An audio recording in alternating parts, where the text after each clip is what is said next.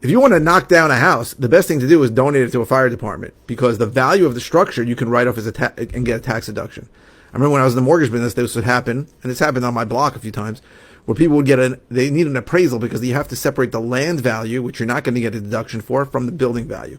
So if a property's worth $1 million and the land's worth 400, you can get a tax deduction of $600,000 to basically have the fire department come in and practice on it, because they don't do that many fires, at least in Long Island.